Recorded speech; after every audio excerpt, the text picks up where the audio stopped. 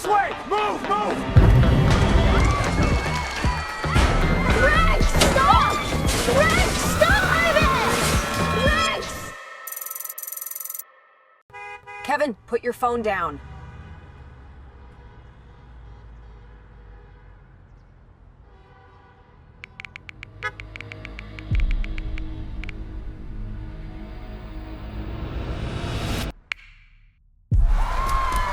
Rex, stop!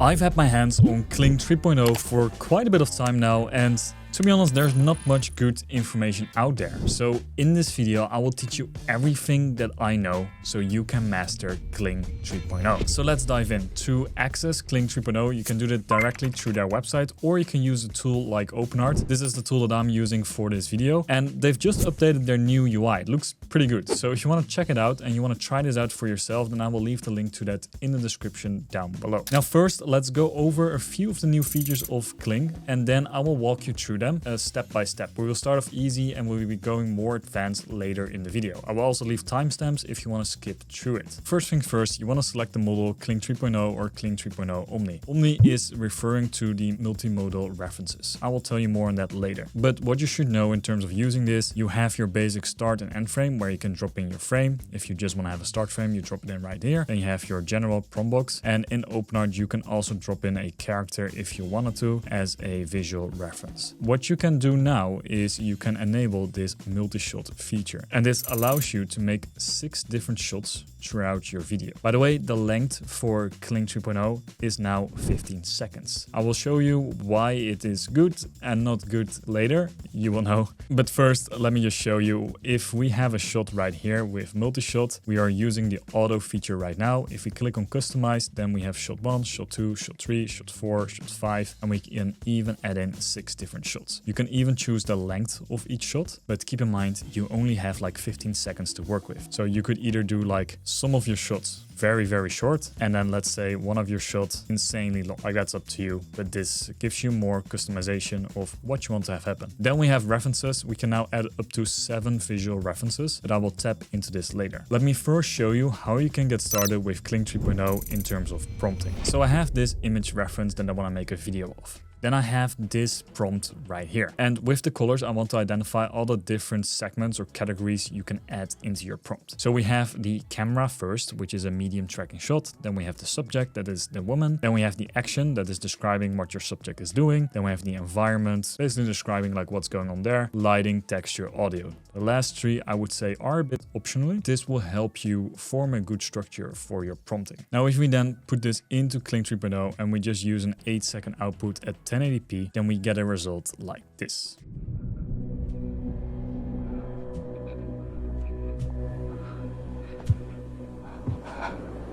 So far, nothing new, nothing has changed basically.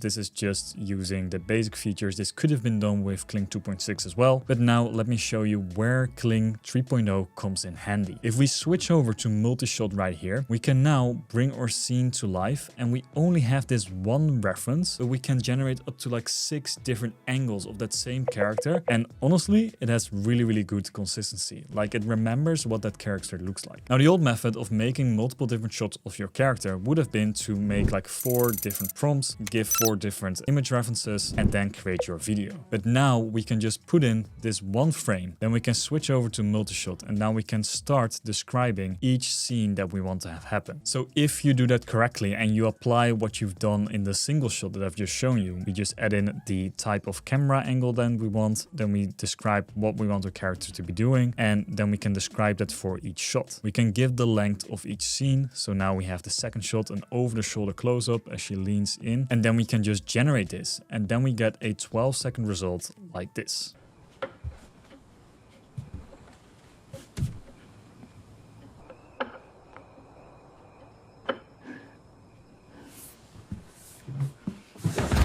Now what stands out to me is how good it keeps the scene consistent. So we have the girl, and remember this hallway. Then if we switch over to a bit later in the video, then we can see she's walking towards the frame, she's closing her eye to the peephole, and then she's watching the porch. Now then we switch back and we have this same hallway again. So if we were to compare it, it looks pretty consistent to me. It might have been a little bit changed in terms of the camera angle, like it's a bit more blurry on the sides here compared to here. All in all, this is pretty good for getting consistent shots with multiple different angles. And that's literally what it's made for. That is the basics of how to do multi-shot. Later, I will test the limits of this tool, so stay tuned for that. The main question I keep getting for people that get started with AI is that they don't know how to prompt. So for that, we can do a bit of meta prompting. What meta prompting essentially is instead of you typing your prompt and sending it to the AI, you first ask another AI, in this case, let's say a ChatGPT or a Claude, you ask it to double check your prompt. Or you can even ask it to make you a prompt. So what I've done is all the information that's out there on Kling 3.0, I've put it in this document, and I've even used like the official guides of Kling to write this thing. And then I feed it into this ChatGPT. Now what you can do is you can upload your reference image that you want to make a video about. Then you type in the idea that you have, and then it spits out a multi-shot prompt for you. Again, this is the lazy way of prompting. I would still highly recommend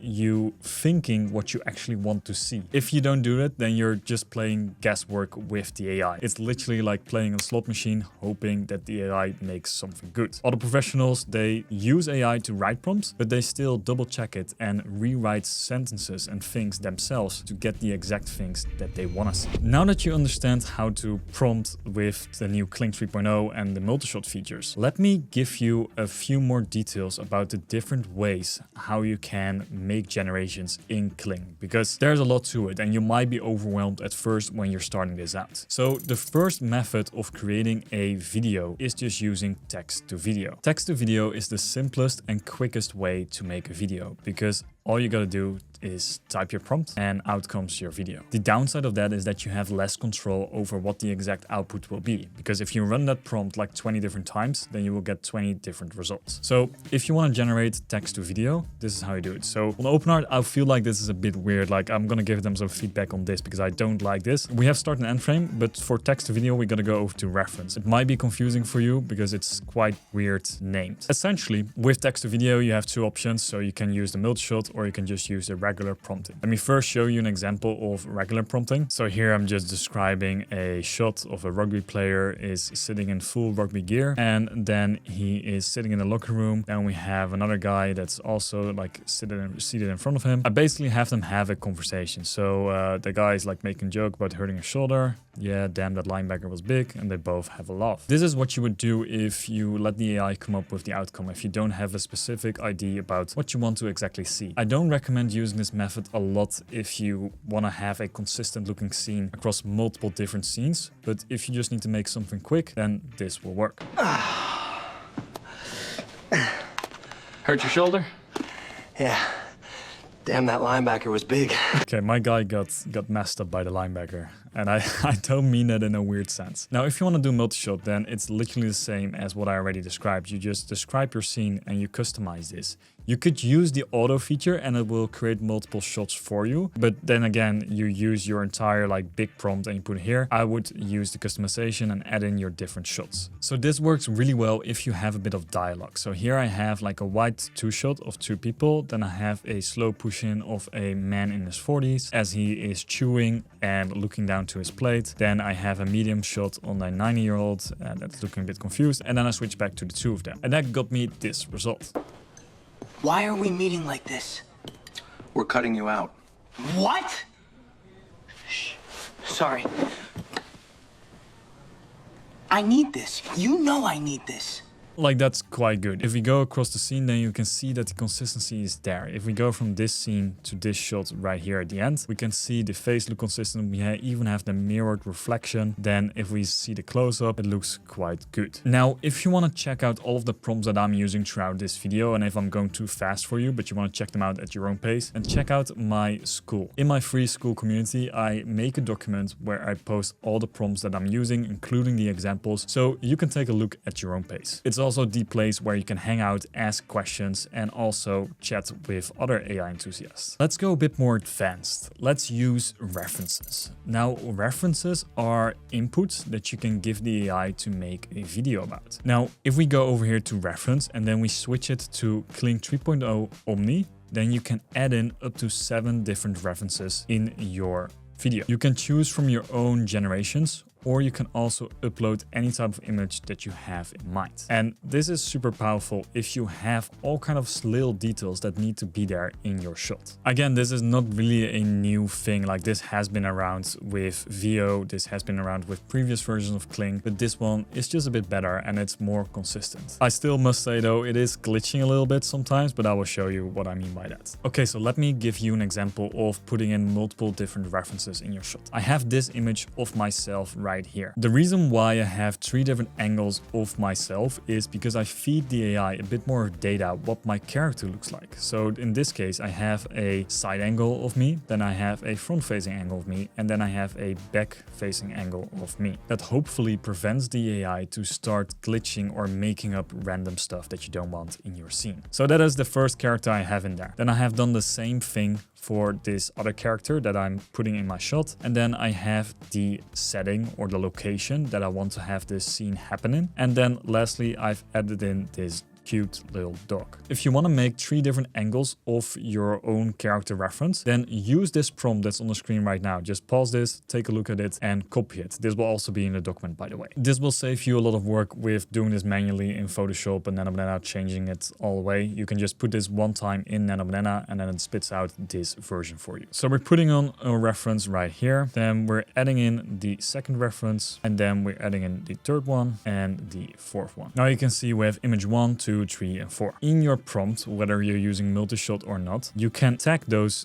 different characters in there and you can start describing what's happening with each character or with each location. So you can say like, hey, image 1 and image 2 are in the location of image 3, then image 4 pops up, you name it. You can literally describe any story you want as if you're referring to that person, but you're actually referring to the image. So if we start off easy without using Multishot, then I'm doing this long take and the background is of image 3. Then the camera does a deliberate 360-degree orbit with a tense scene. Now, then image 1, that's me, is standing up excited and he says, I got it. The camera continues circling to reveal a woman opposite of him, attentive and sitting. Then we have a tag of the women and we're basically directing it. You gotta think of a director. You gotta think like, what do you want to have happen in your shot? So I wrote this little dialogue and I have them going back and forth and I have the camera in one continuous motion. Then I have the dog appear somewhere. Like, that's my scene here. Let me just show you what I mean by this. I got it. You got what? I know who the killer is. It's Emma, isn't it? It has to be her. So yeah, as you saw, this scene is by no means perfect. We have this dog that is like all of a sudden like becoming somewhat of a unicorn by getting a tail out of his head. I don't even know how he does it, but it still glitches a bit. And that's the main issue I have with references. The more references you put in there, the harder it gets for the eye to keep it consistent. But depending on how complex your scene is, you could make this work. If you have a pretty easy shot, you could make this work with multiple different references. If you want that level of complexity, Seedance 2.0 will probably solve that for you. And by the way, that's also why I'm using OpenArt, because soon you can also be using Seedance 2.0 inside of OpenArt. If you want to make it more complex, then you want to be using Multishot. So in this example, we have a shot with 4 different references again. So here I have this girl that we will be using as our main character. Then we have this guy as our secondary character. Then we got this cute little hedgehog, and then we have the location it's in. So now if we reference it, I want to have 4 different shots. So I'm basically describing like what's going on in each shot. Some shots are more complex, like for example this first shot than the second shot. You just need to think as a director, like think, okay, I have this opener shot. What do I want to see? Then second shot, let's do a low angle. And then we have this person that is waddling to the sofa. She reaches down to take a small blanket. Then we have the third shot where we have a bit of dialogue going on. And then lastly, we end it with a 4th shot, and that's the video. So if we put this to action, then this is the final output. Pokey, could you fetch me that blanket? Oh, hey! You must be the new neighbors. Oh, hi. Yes, we are. The only thing that is not perfect yet is the lip sync. But other than that, the AI has a pretty good understanding of where to make a cut and what's gonna happen in the next scene. This is pretty smooth. You could have more control if you were to make each scene individually, but that's also a lot more work. So for animation videos like this one, for example, this would save you a lot of time if you were to generate long movies.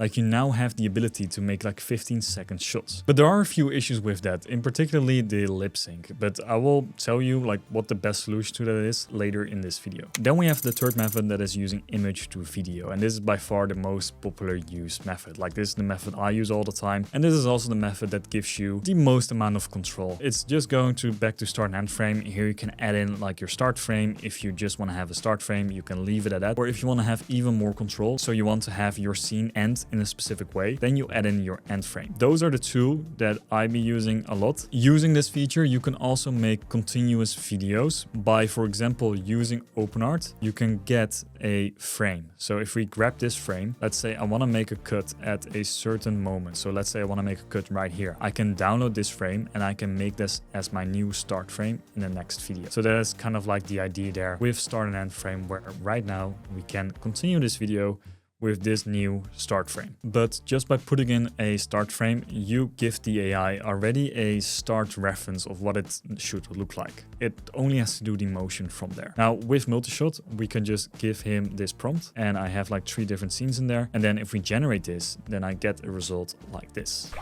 Hey, you sure this is safe? Yeah, man. It's fine. Just keep going. Okay. I trust you. Looks pretty good, right? Here's another example of what you can do with just start frame and then using not multi-shot. So here I have this example for you. Hey, you sure this is safe? Yeah, man. It's fine. Just keep going. Okay. I trust you.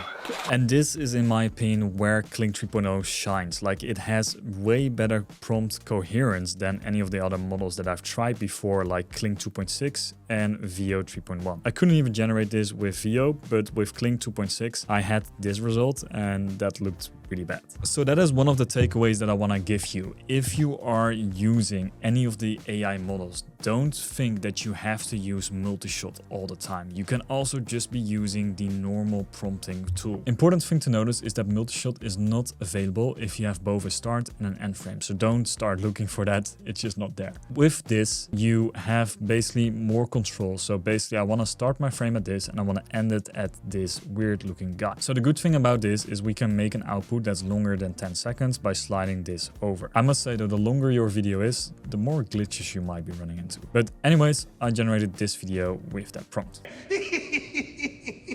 Where is my daughter?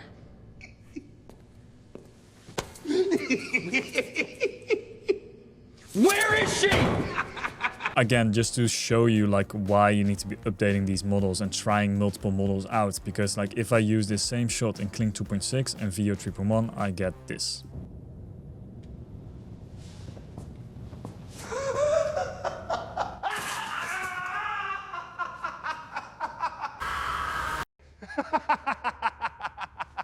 Where is my daughter? Where is she? Okay, let's dive a little bit deeper and fully analyze if Kling 3.0 is worth the hype. Because I know, including me, but many influencers and many brands are hyping this up a lot. But let's actually analyze it and see how good this shot is. So I've made this video, which is a multi-shot video of this vigilante bucket man with this other character. And let's just see how good it does. Where is he? Who? Wait, what? Don't play games with me. Where is he? Dude, why are you wearing a bucket? So let's analyze the prompt here. Let's first watch this first shot. So that's the first 2 seconds. If we go through it, we can see we have the vigilante that is slamming the guy against the brick wall. There should be steam drifting in between them, and there's dramatic low angle framing. Now then he screams in a forced gravel voice, "Where is he?" I think he got that right though.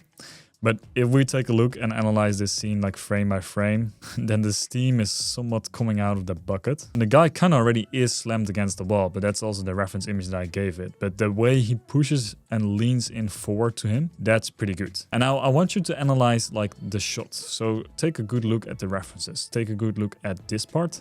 Take a good look at how he's leaning in. Let's now go to the next scene. So for this next scene, we have the close-up. If we take a look at the hands, we can see that the gloves that he's wearing is quite consistent. The eye bags underneath this character details are good. I like how detailed his face is. Then we have this guy that is like looking super confused and he's like, who, wait, what? Who? Wait, what? That's just pretty good. Now, switch back to the bucket man. We have these two eyes coming out of there and he says, don't play games with me. Don't play games with me. Where is he?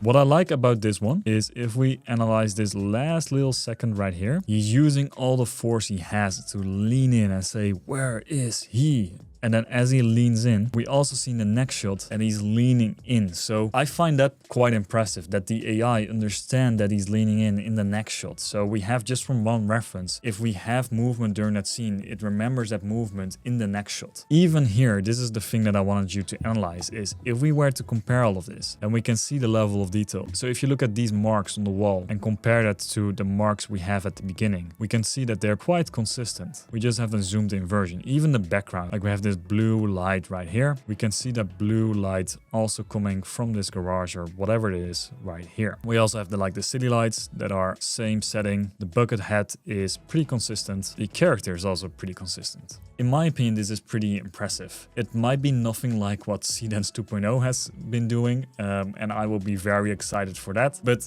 also, it's just to give you a perspective, like how good this is becoming, like how much of a director you can be. So think like a director. That's the main takeaway I want you to be from this scene. Like that is what Kling 3.0 is more than ever now enabling you to do. The last scene that I want to analyze where I pushed it to the limits is this 6-shot multi-scene. This is inspired from the movie The Substance. And this is the lunch scene where that guy is eating disgustingly. I apologize in advance if you're watching this because this is about to get quite disgusting. Promotion's not just about talent.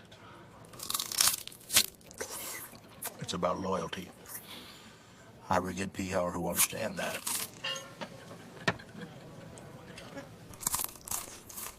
Yeah, that's quite disgusting, right? Apart from like this guy grabbing a prawn out of thin air right here, like I don't know where he grabs it from. The multi-shot here, the cuts in it look quite good. Like it feels pretty natural. And it managed to follow up all of the prompts pretty good. Even this girl, I only gave her a prompt description, no reference at all. Looks pretty good. Like it looks pretty consistent here. Like even if we switch around in a different shot, she is consistent in both shots. So for pretty easy shots like that, it works quite well. Let's talk also a bit about the limitations of this product because it's claiming it has like enhanced lip sync and the lip sync is much better. But I don't know about you, as soon as you generate more than 10 seconds, your lip sync goes to shit. And let me give you an example of what I mean by that.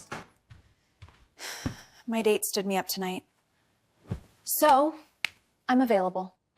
So, you're free? Yes. Cool. Could you take out the trash? After around 10 seconds in this shot, you can see that my lip sync is completely off. And I'm not the only one experiencing this issue. I've had comments about this. I've seen other people commenting this issue. It's pretty unfortunate. I hope they're gonna fix it. But for now, the main tip I can give you is if you have dialogue, let the dialogue happen in the first 10 seconds and then have the rest of the 5 seconds. If you want to have these 5 seconds, have it as a action going on, like not as in dialogue. Hey. What are you hiding behind your back? This is for you. Another thing we should disclose is the morphing. So with longer scenes especially, there's a bit of morphing going on. For example, check out this scene.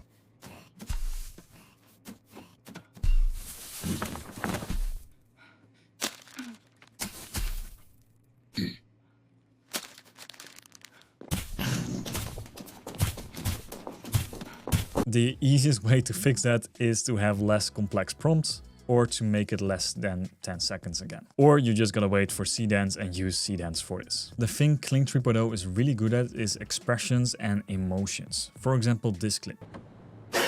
Why? Why?